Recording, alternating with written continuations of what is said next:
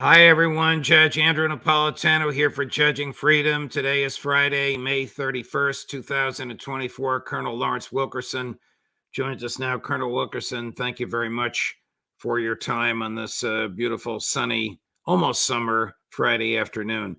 I want to ask you about the three hotspots in the world in which the United States purports to be involved: Taiwan, Ukraine, and Gaza. Let me start with Taiwan. I heard some comments you made the other day that intrigued and pleased me. What are we to gain by war games on Kinmen Island, that small island off of Taiwan on the mainland side of it?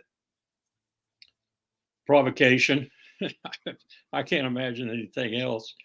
Um, you're talking about us. Yes, I mean, do you think Yeah, that the president has sent troops there as a, yeah, I'll use your phrase from other conversations we've had, a tripwire? yeah. It's such. We used to say this about sometimes about the Fulda Gap in Europe when there were 10 Soviet motorized or armored divisions under Ogarkov, whose operational theory was blitzkrieg par excellence. Um, we used to say the same thing about the troops we had in the Fulda Gap, principally the ACR there, the Armored Cavalry Regiment. A tripwire, they will be oil for the treads on the Soviet tanks. What do you think the United States contemplates if something goes wrong? Somebody fires a shot, somebody gets injured, or somebody dies, or if Taiwan is surrounded by a significant amount of naval vessels uh, of the Chinese Navy. I mean, Donald Trump, we'll put aside his most recent issues, said about 2 weeks ago if he were president and Taiwan were surrounded, if he were president and the Russians invaded Ukraine, I'm going to tell you what he said. I think it's absurd, but this is what he said. He'd bomb Beijing and bomb Moscow. I don't know if he means it. I don't know if he gave any thought to it. I don't know if anybody advised him on it. I don't know if he contemplates the likely response. But is it possible for the United States military to repel the wishes of the mainland Chinese military to occupy Taiwan? Is it even feasible? No, and we wouldn't. It's just that clear. I've war gamed it enough, and let me tell you that the capabilities with which I war gamed it versus the Chinese capabilities at the time were vastly different than they are today. Two things: Chinese capabilities are vastly better, and our capabilities are vastly worse. So there's no way we would do that. At best, we would try to inflict some sort of attrition on the Chinese forces over time. We wouldn't even contemplate reinvasion of the island. Now, I'm revealing some things here that colonels know. I'm increasingly convinced that people like the flag officers in the United States Army, Navy, Air Force, and Marine Corps don't know it, which is a real shock. But there's no way. So as the Soviets used to say, the correlation of forces, mainly because of geography, but not totally because of geography. The Chinese military is much bigger than ours. Is just out of whack. You'd be insane if you tried to retake it after they had taken it. Now, let me follow up by saying I don't think the Chinese will try that kind of force on Taiwan. I think it'll be a telephone call, followed by subsequent telephone calls from various ministers within the Chinese hierarchy, Wang Yi included. Wang Yi may even be the one who orchestrates it for Xi Jinping. And those telephone calls will essentially say, we will destroy you if you don't shut up and do what we tell you to do. And what we're going to tell you to do is not going to be draconian. We're going to do it carefully, slowly, over time, but you're going to reunify with the mainland. Do you understand that? All of us agreed that it didn't matter who the Chinese leadership was. We all agreed that that was the Chinese strategy that would be employed. And Taiwan was increasingly vulnerable to that. And I'm talking about '06 and '07. They're even more vulnerable to it Mm. now. Whatever you think of the Chinese nationalists, the people that Mao Zedong chased to Taiwan. I mean, that is really ancient history. Doesn't the United States government have a one China policy? And if it does, where is Joe Biden's head? Stuck in some Cold War era mentality? Well, Joe Biden's head was clarified for its insanity when he started talking about strategic clarity as opposed to what we've done since Nixon and Mao met, strategic ambiguity, which is working just fine. Thank you very much. Strategic clarity means you just disregard everything I just said and you say, okay, we're going to defend Taiwan. Now, go talk to Lai Ching-tu. Go talk to him, his friends, his English-speaking friends, call him William. Go talk to him and give him the reality if he doesn't already know it. I suspect he already does. He's toned down his rhetoric a bit since the Chinese started exercising around his island. But he knows the reality, I think. And there wouldn't be any fight that would take place, I don't think, because China would make the ultimatum one that he had to accept. Is there any military reason for us to interfere in the relationship between the mainland government of China and Taiwan? Well, you asked me that question when we've interfered in Ukraine and we haven't interfered in Gaza. So it's very difficult for me to judge an administration which, on the surface and increasingly the interior, looks to me to be deranged. I don't know what they would do. I really don't. If they thought it was going to be a real blow to our Pacific posture, that is to say that Japan would then doubt us, Korea would then doubt us, all of our allies in the Pacific, including Australia and New Zealand, would then doubt us to the extent that they would not maybe flow into the Chinese camp, as it were, but would flow into neutrality and then eventually into the Chinese camp. After all, that's a very strong magnet coming out of Beijing. Then they might take the risk and they might start a general war. And then that general war is going to be nuclear. I can almost guarantee every American citizen that might be listening to the sound of my voice that if we go to war with China over Taiwan, over that issue, possibly any issue, but it's probably going to evolve to a nuclear exchange. I mean, how would we even fight such a war? How could we even get the number of ships, planes, missiles, and troops there that the Chinese have just a couple of miles away? We think we're going to mobilize, Judge. And General Dennis Leitch and I have been methodically over the Army Reserve, the Navy Reserve, the Air Force Reserve, the guards in each of the states, and so forth. We are a hollow force right now. It's our conclusion that all measures of readiness, and that's training, personnel, equipment, and so forth, in all measures of readiness, the Army Reserve, which is the linchpin of our mobilization capability, is broken. It's as bad, we agreed, it's as bad as it was in the early 70s after Vietnam. So there's no way we're going to mount a land war in China in the first place, unless we're just totally idiots. And there's no way we're going to mobilize to do it because we just don't have the mobilization capability today. It would take us longer than it did in 38, 39, and 40 today to mobilize because we were sitting on a latent capability at that time, partly because of the Depression.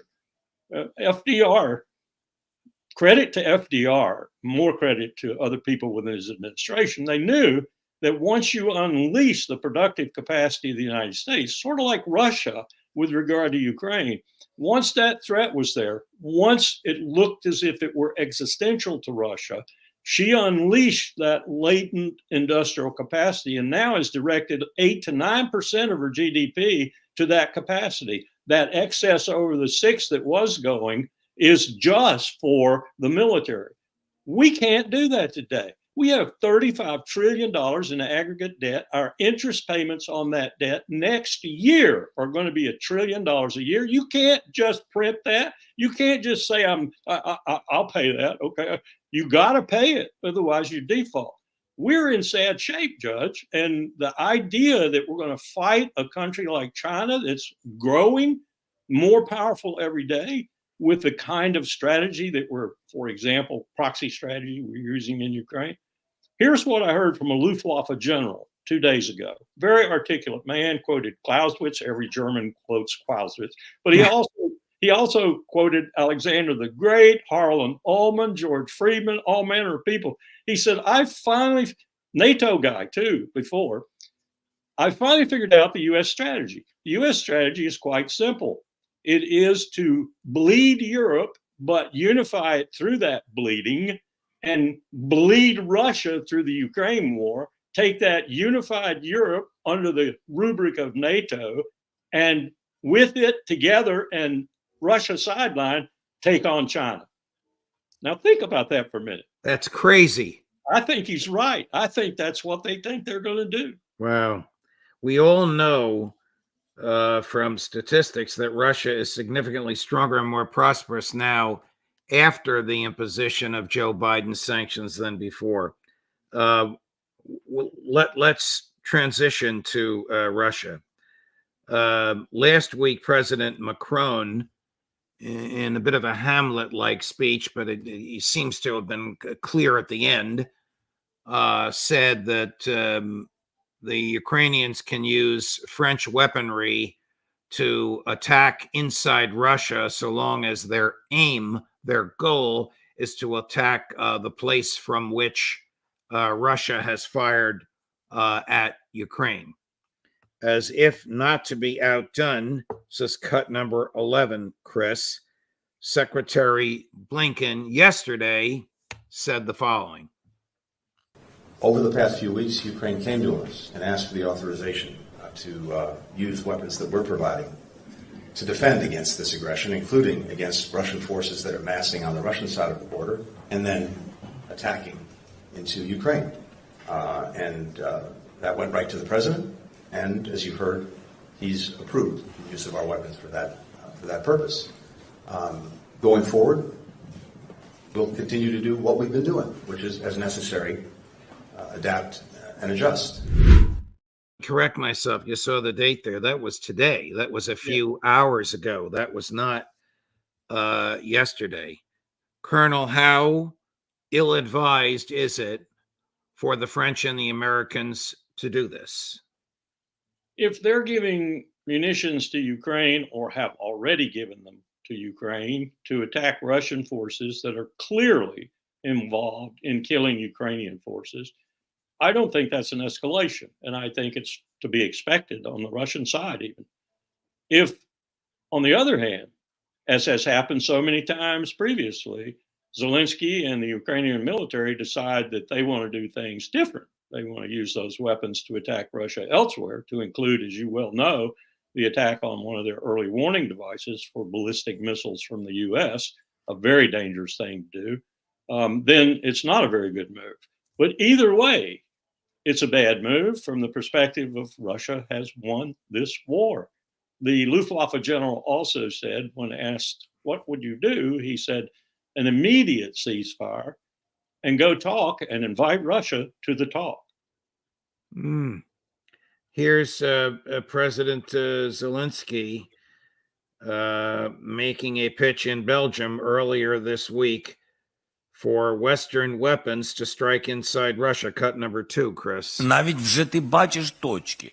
Even from reconnaissance, you get maps, satellite images, but you cannot respond. I think it's unfair. But we cannot, and this is a fact, risk the support of our partners. And that is why we do not use the weapons of our partners on the territory of the Russian Federation. Please give us the opportunity to retaliate against their military. Now, after he made that talk, and that was just 22 seconds of a much longer talk, NATO committed $1 billion worth of equipment to him. Here we go. Belgium commits $1 billion to Ukraine amid Zelensky's whirlwind European tour. Colonel, what motivates NATO to do that? Do they not realize he's no longer the lawful leader of Ukraine? His government is unstable. His military is on its last legs. They're making money. Everyone's making money. This is European defense industries now too, as well as American. So they're making money off of it. That's the first thing. The second thing is there's no leadership. And when I listen to this Luftwaffe general, who been at, as I said, been at NATO before, I think he's retired now, but when I listened to him, I understood that what I'm hearing as sort of under the current rumor, that there's real dissension amongst those officers in the hierarchy of NATO who are worth a damn. And I don't include a whole lot of them in there, but there are some Brits, some French, and others who are Canadians. It's genuine that, in fact, they don't know what the strategy is other than to make money and to keep Joe Biden from being defeated in November, because they feel that the domestic political situation prohibits him from doing anything like the general recommended, that is, a ceasefire and negotiations that are meaningful. I think they're right. I think that's got Biden trapped, and that is an unconscionable situation as far as I'm concerned. All these boys and girls are dying because he wants to be president again. I wonder if your German general friend has seen this. So, Chris, this is President Zelensky urging world leaders to join his peace summit. Does Russia want a dialogue? Ukraine had the world's largest experience of lies from Russian during negotiations. Lies that in particular was Russian cover-up for preparing this war. And that's exactly why global efforts are needed. Global Peace Summit of the leaders whom Russia will not be able to deceive. Summit that will show who in the world really wants to end the war and not just claim the ceasefire, which will inevitably be broken by Russian rockets and artillery, just like as it was dozens of times before. To President Biden, the leader of the United States, and to President Xi, the leader of China, we do not want the UN Charter to be burned. Please show your leadership in advancing the peace, real peace, not just a pause between the strikes. The efforts of global majority are the best guarantee that all commitments will be fulfilled. Please support the Peace Summit with your personal leadership and participation. For all of us, it should be a pleasure to make peace. Been ridiculed for his pronunciation of the word peace, but this is obviously a CIA/Hollywood production with the jib camera and with the music in the background, and this is obviously written for him by CIA or MI6. What do professional military people think of something like this? What does President Xi, at whom this is allegedly aimed, think about this? What do your Chinese friends think about this? Well, the first thing I think about it, and I think Xi has to think about this too, I think Erdogan and lots of others who've been commenting on this are thinking about it also, whatever we may think of them. The UN that he appealed to there lies prostrate on the ground in Gaza. So as far as anybody doing any damage to the United Nations or any of its outlying entities, it's already done. I'm not even sure it will recover from Gaza. I'm not sure any apparatus of international humanitarian law, jurisprudence, or whatever will recover from Gaza. And the U.S.'s complicity in this. And then second, my first impression of watching that is that he's been taking lessons from Netanyahu, because that's who we look like. And you know, the lies are on both sides. You know that. And frankly, if you sat down with a list and totaled them up, you'd probably get more lies on the U.S., NATO, Ukrainian side than you would on the Putin, Xi, whomever side. Lies on both sides. That's the nature of war. But that was a strange appeal. And I don't think he's going to convince leaders like Lula in Brazil, others who've said they're not coming, the president of South Africa. I don't think he's going to get anybody there that he wasn't going to get before, and they're coming because they fear the repercussions from the United States if they don't. Do you think that the war in Ukraine can end while he is still the de facto leader of Ukraine, or do you think there has to be or will be regime change, whether he leaves voluntarily or by some other means? That's an excellent question, and one I've been asking myself. I did think that he had the wherewithal, knowing his past and his history, his multilingual capacity, the fact that he can think fairly clearly, at least he's indicated that, would rise to the fore. He would withstand Washington's pressure, and he would save his country, or what's left of it. And there's a pretty good bit left of it. I'd certainly want to save Odessa and my access to the Black Sea. And he's about to lose that. But I've changed my mind. And that video helped cement my change. He just isn't the man for the task now. Okay. Before we go, here's President Biden earlier today. Now, this is a long clip, but Chris has edited it down to a little over a minute, setting forth the 3 phases of what he hopes to become a permanent ceasefire in Gaza that apparently the Israelis have agreed to. The president is a little bit more articulate than he usually is, but not precise enough for me. But you let me know what you think. Number 12, Chris. The first phase would last for 6 weeks. Here's what it would include: a full and complete ceasefire, a withdrawal of Israeli forces from all populated areas of Gaza, release of a number of hostages, including women, the elderly, the wounded, in exchange for release of hundreds of Palestinian prisoners. During the 6 weeks of phase 1, Israel and Hamas would negotiate the necessary arrangements to get to phase 2. Then phase 2 would be an exchange for the release of all remaining living hostages, including male soldiers. Israeli forces would withdraw from Gaza, and as long as Hamas lives up to its commitments, a temporary ceasefire would become, in the words of the Israeli proposal, the cessation of hostilities permanently, end of quote.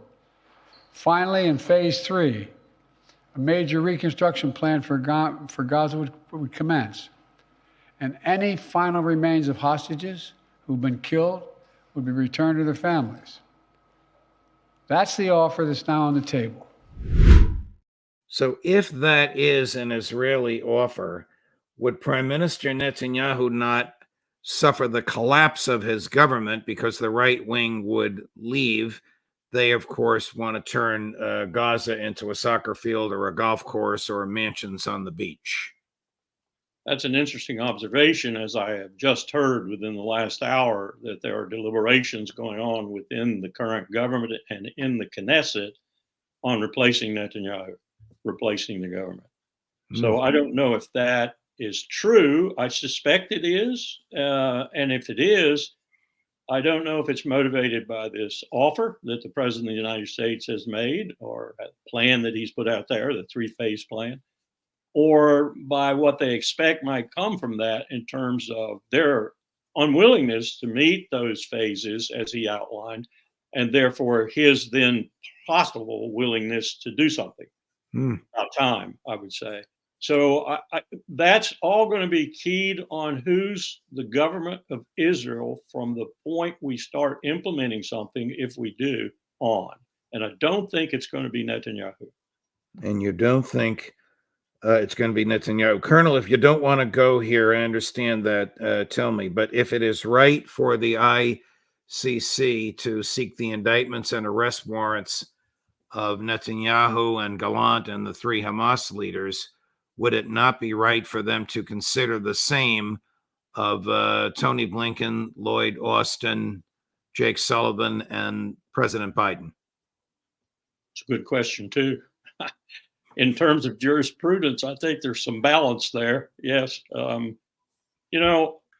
I was surprised when my German friends told me that Germany has made a decision that if Netanyahu were to come to Germany, they'd turn him over to the court. Also, Macron apparently has made a decision. Both of those statements were, the warrants haven't been issued yet. The indictments haven't been accepted yet. And Macron and Scholz made those comments, which must have terrified Netanyahu and maybe members of Likud. Yes. I hope. Right. Colonel, it's a pleasure, my dear friend. Thank you for joining us on these Fridays. I'll be away next week, but I hope you'll come back and make this a regular Friday gig throughout the summer at your convenience. Sounds good to me. Thank you, Colonel. Maybe the world will be better off. Oh, God, I hope so. I hope so. All the best to you. You coming up at 4 o'clock, the roundtable today with Larry Johnson. I'm not sure where he is. He's traveling, but he promises he'll be with us. And Matt Ho filling in for Ray McGovern, who's also traveling. Judge Napolitano for Judging Freedom.